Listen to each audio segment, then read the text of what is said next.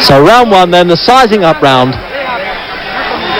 And it's this tall 6-footer monzon who'll be pecking away with that left hand. And I've seen him fight a few times. He's a slow starter. That will suit Napoles. We'll be able to figure this fella out for a round or two, unless they unload their bums pretty early, but we'll soon find out.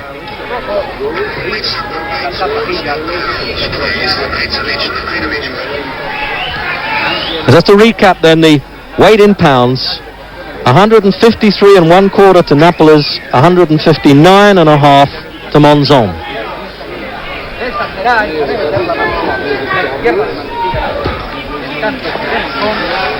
Well, as you expect between two cagey experienced fellas now, a reconnaissance opening round. This fellow Monzon has been unbeaten in his last 75 fights, and the first blood, as it were, getting through with Napoles' left hook. So at the end of the first minute of that opening round, it was a left hook feel there from Napoles.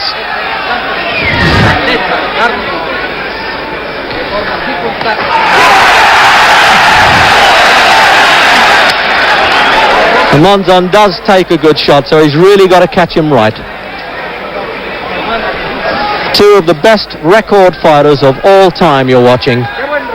Monzon, 94 fights, lost only 3, all on points, and he's unbeaten in his last 74 fights in the last 10 years. Napoles lost 5 of 77 fights, a tremendous performance, never been stopped or cut or KO'd. He's been cut with Billy Backus, but he's never been stopped.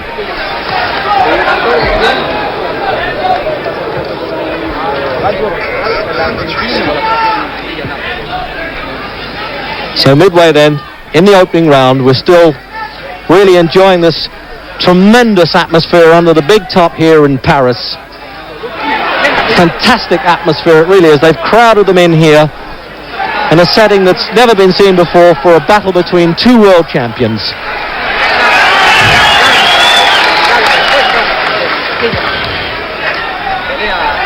Promoter of this fight, famous movie actor Alain Delon, and I should imagine he'd be very pleased with these pictures. So half a minute to go in the opening round then. And he tried that one for size, Monzon, that long right hand, a lazy looking punch.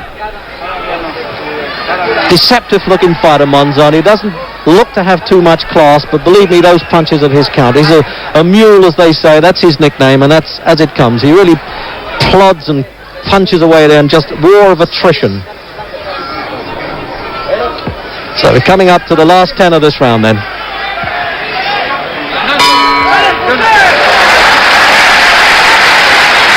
Monzon, 94 fights, lost 3. He's unbeaten in his last 75, and he's made 8 successful defenses of the middleweight championship, a record. So in round 2,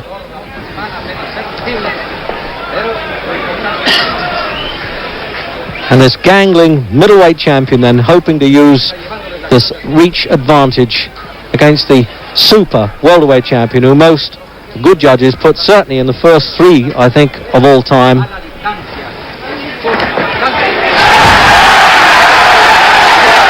And Napoles getting to work with those combination punches early on now. He's ducking inside Monzon's lead.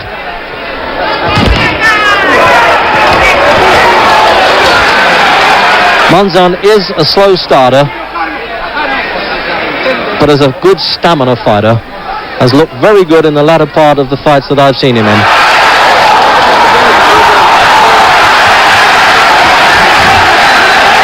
And as Napoles' knees went away from him there in the first minute of the second round, you can see that the welterweight was in a bit of trouble there.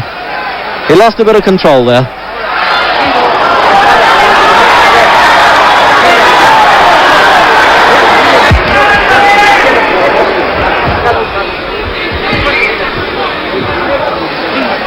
And I like the way Napoles has moved back in, trying to take the play away from Monzon.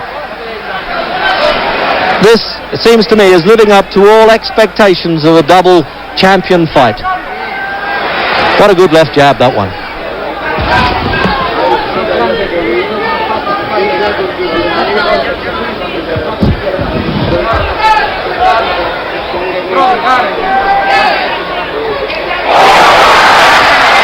Well, he double jabs with that left hand, and then that right hand's like a bolt there from Monzon, an old-fashioned 1-2. He hits a postman's knock punch, he rat-tats with the left hand, and then he shoots that. Here it is, he's setting it up again. Look, almost like a tug. Bango, there it goes.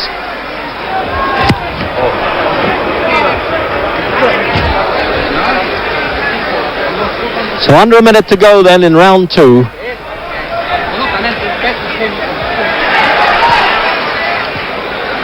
A bit surprised the way Napoles is taking the fight to the heavier man, spotting him 6 1/4 pounds. Napoles 33, Monzon is age 31. So half a minute to go in round 2 then. Countdown time for them. If either get knocked down, of course, the count will continue if the bell interrupts it, except at the last round, if it goes that long. And the way these fellas are punching, that looks a bit unlikely, doesn't it?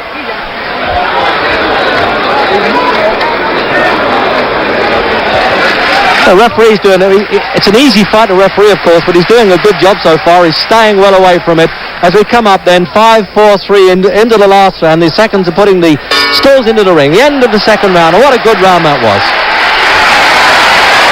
Started as a sort of newspaper seller and one of a big family of boys, and now owns his own ranch.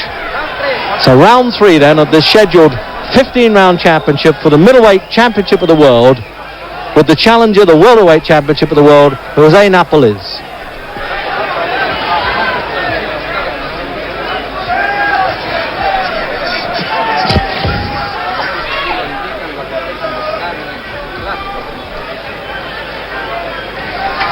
This certainly suits Monzon for Napoles to walk in rather square stance, but on the other hand, if he's got to get inside that guard, there's no use him standing off. He's going to be hit by the longer punches. He's got to duck inside. He's looking to do that a bit now. Obviously the corner have worked on him to get inside and work to the body the whole time. But this is one of the most durable middleweights you'll ever see. He holds the record for middleweight defenses. He's already made his name in the record book. There will be a lot of people saying, well, he wouldn't have beaten Robinson or Zale or those sort of people. But this fellow gets by, believe me. He doesn't look the part, but he manages. He even defeated my co-commentator's manager a couple of times, Emil Griffiths, although I'm sure later that Gil Clancy would tell us he was a bit lucky, but we'll wait for that in a minute.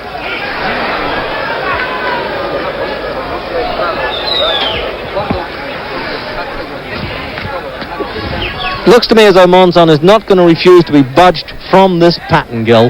He wants to stand there and hold the ring the whole time and use the left jab. Yes, Napoles really has to take chances. He has to reach, and now when he is getting inside, Monzon is just able to push him off. He's so much bigger and stronger.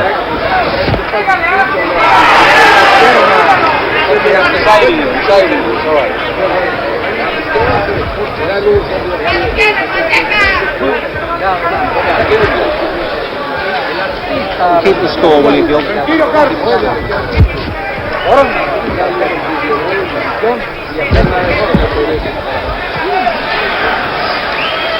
Crude but effective, you could say there, Monzon. There's about a minute to go in this round, but that's the way to double up that left hook. Napoles has got the right idea there. He's got to get over the top of that left lead. And he does it. He shoots a right hand punch over the top of the left lead and then tries to double up with the left hook. I know that's a bit technical, but if you can keep your eye on that. Certainly Monzon isn't keeping his eye on it all the time. He's getting tagged with it. There again.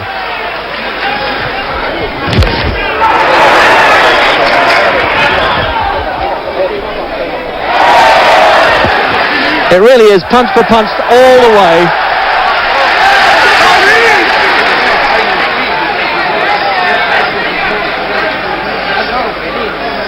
We're coming up then to the last part of this round. Referee Balderou of France keeping well away from these two, and well he might. They really know their business. So the end of round 3.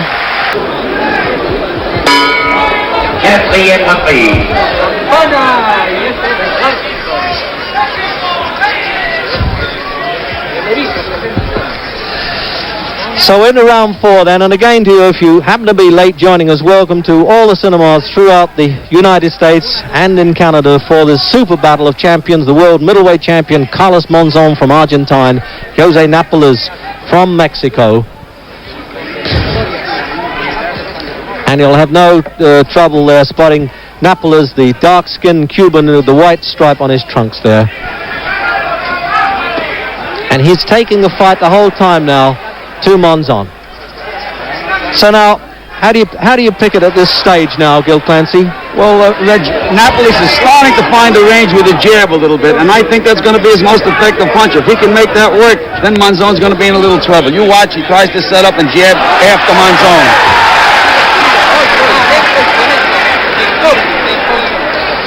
Well, there's one thing, Gil, you can be sure. This fellow Napoles has got the gift of the jab.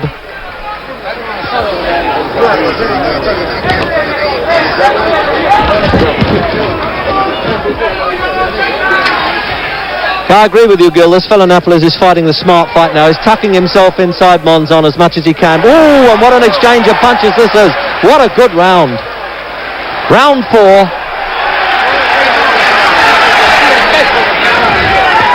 Well, following on the Ali Frazier fight, I didn't think we could get one to match it, but this is matching it in class, craft, strength, everything. These fellows really have it, don't they? There's nothing phony about these two.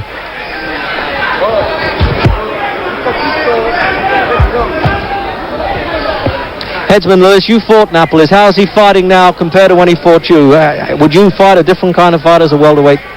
I think if I was boxing Monzon, I would fight a very different fight. As you see, Napoles is pulling out and getting caught on the very end of the long right hand.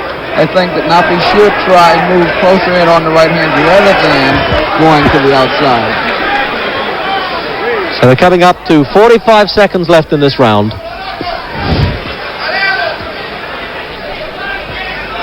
What a good battle of wits this is the whole time. They're trying to match each other for brain as well as brawn, and he's still tagging Napoles with that right hand a bit, Monzon. It looks a lazy thing, as though he's a bit scared to throw it. He's had a bit of arthritic trouble of the knuckles of his right hand, but seemed to be carrying enough weight with that one. Very deceptive looking puncher, as Emil Griffiths can tell you.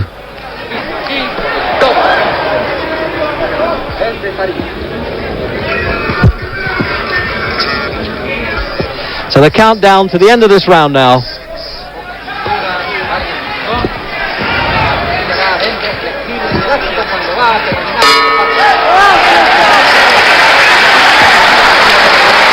Well, I don't think records and statistics mean much now, because this is all what's happening right here and now.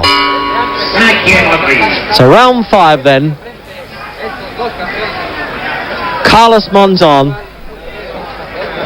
skating, almost looking like a skater, this tall fellow who reminds me, I would have thought, of actor Anthony Quinn, playing the part of a young prize fighter, doesn't he? He really is a swarthy, handsome guy, really a tough bull of the pampas, who's fought his way out of poverty, and he's found out that the quickest way from poverty to plenty is in the prize ring.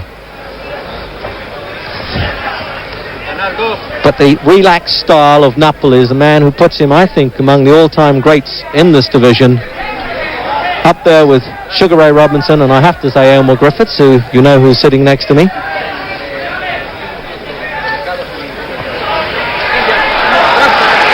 Gil, how would you rate Napoles in the all-time list anyway? I'd say that Napoles is one of the greatest welterweights that ever lived. He has to be in the top 3. It all depends on what style you like. Well, that's probably the first time the English and Americans have ever agreed over a controversial thing like that. So let's get on with the fight, because it really is all happening here in Paris. You feel as though you're almost in there with them over that top rope there, and you're probably ducking in your seats back home, I would think, in case you cop one from this Monzon. He's teeing Napoles up for a punch, pushing him, prodding him with that left hand, and looking to shoot the right hand punch. It's obvious but effective.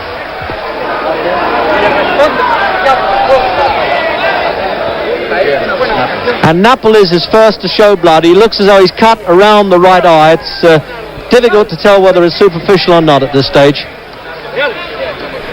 I do hope that an injury doesn't spoil it. There was a time when he lost his world championship this way against Billy Backus up in Syracuse, a fight that nobody expected him to lose except maybe Backus. But he regained that championship with a minute to go in the 5th round now, and he's in a bit of trouble, Napoles, there's no doubt about it. And this is going to take a lot of skill from the corner man. Angelo Dundee and Ferdy Pacheco have got to get working with those coagulates now to pull this welterweight champion together.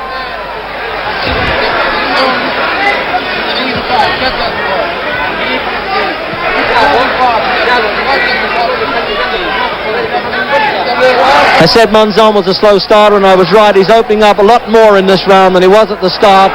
And he's tagging Napoles. He's got Napoles in a lot of trouble. Where he wants to, he's hardly missing with a punch.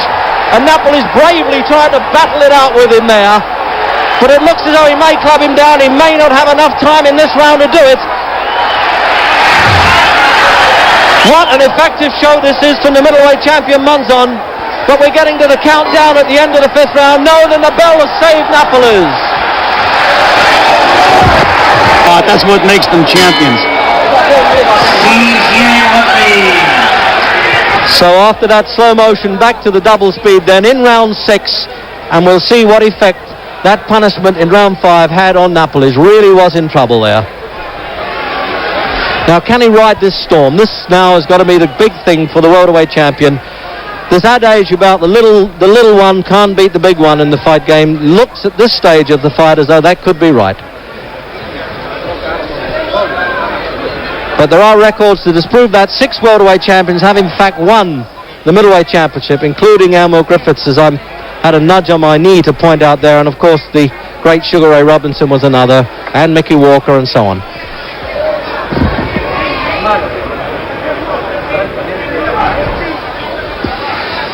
You think Napoles might get on his bike a bit here and move around and try and get out of trouble a little, but it doesn't look as though he's got the legs to do it, does it, at 33 at the moment, with a minute gone then in round 6.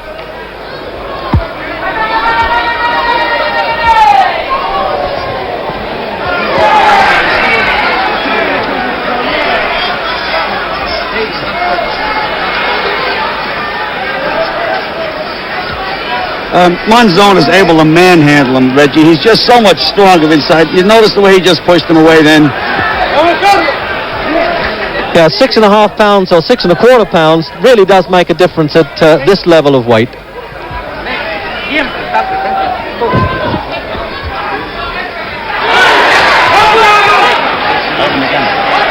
hurt him. And Napoles back in trouble again now as he backed off onto those ropes. He really needs the centre of the ring now to try and get out of a bit of trouble. He's got more manoeuvrability there. Yes, he's using it now.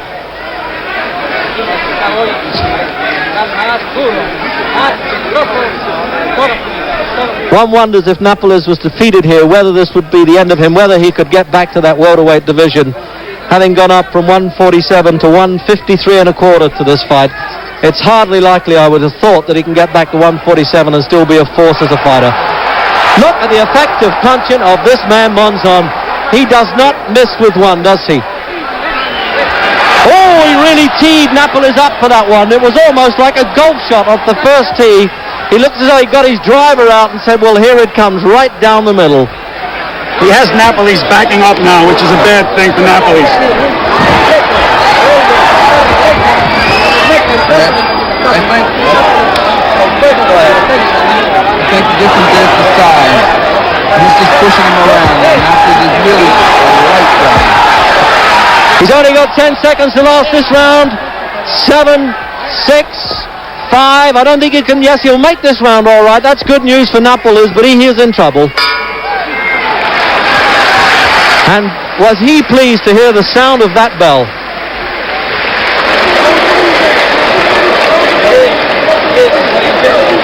Reggie, I'd like to point out that Angelo Dundee did a beautiful job on that cut. Now we see in slow motion. Watch the accuracy of this man's hands.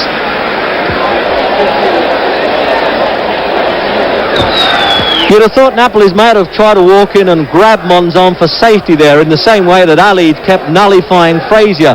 But he doesn't do that, Gil, this fella. He doesn't know about that, does he? Not only he doesn't do it, but he couldn't do it with this man. This man is too strong. Ali is a big, strong heavyweight, and he was able to grab Frazier. But Monzon just pushes him off and pulls him around the way he wants to. Yeah, he really is a remarkable man. Now you can see why he's made 8 successful defenses of the World Middleweight Championship.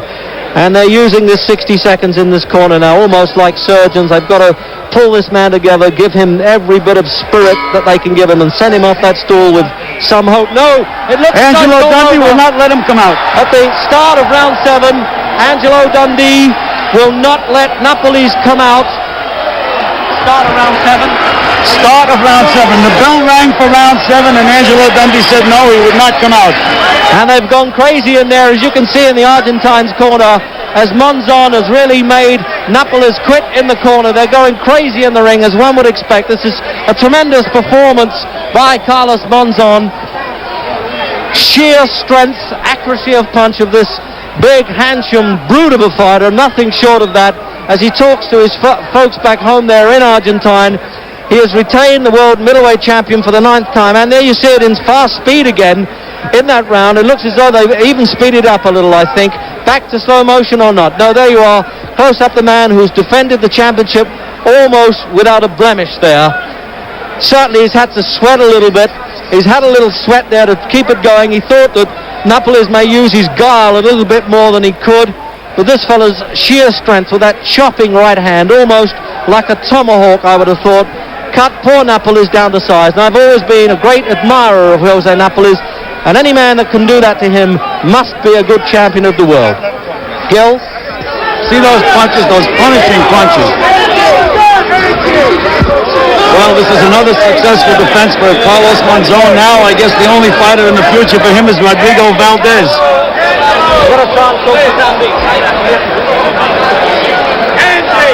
Say, I'm going to try and talk to Dundee. Say it. We're going to try to talk to Angelo Dundee right now.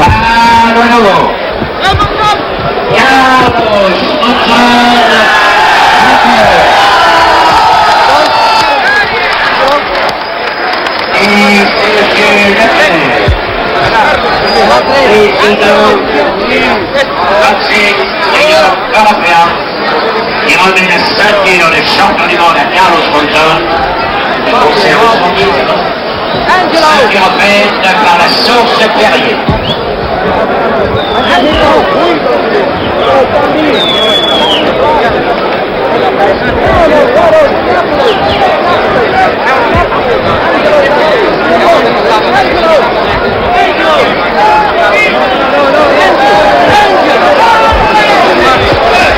Okay, cut it, right?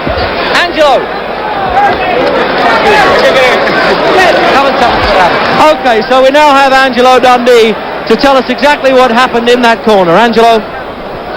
He got thumbed badly the round before, so we gave him one more shot. He couldn't see, both eyes.